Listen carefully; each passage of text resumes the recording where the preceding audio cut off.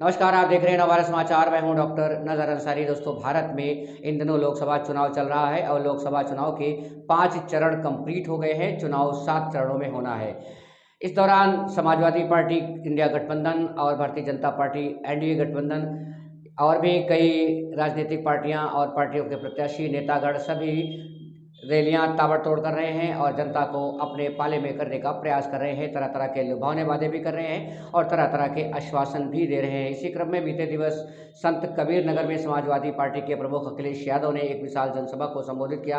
अपने संबोधन में उन्होंने सीधे भारतीय जनता पार्टी पर निशाना साधा।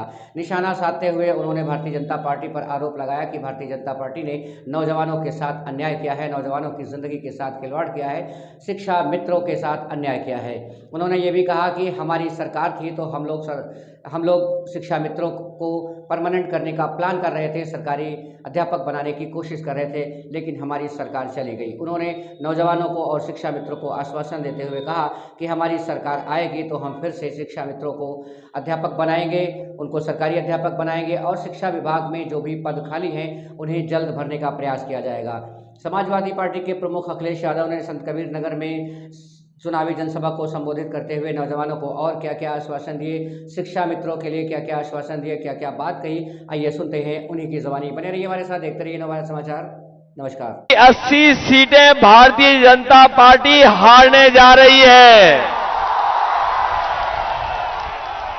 भाजपा हटेगी तो हमें आपको रोजगार मिलेगा। भाजपा हटेगी तो संविधान बचेगा।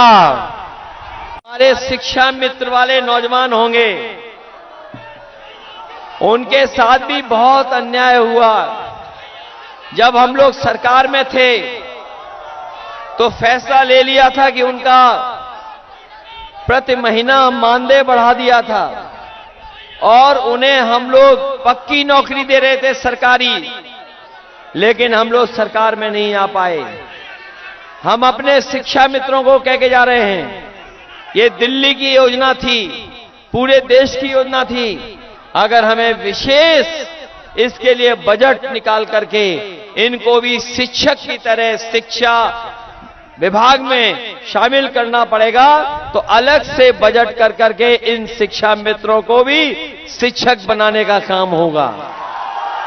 वहीं जितने भी शिक्षा विभाग में नौकरियां खाली पड़ी हैं, जो भरी नहीं गई हैं, उनको भर करके अपने नौजवानों को नौकरी दिलाने का काम होगा।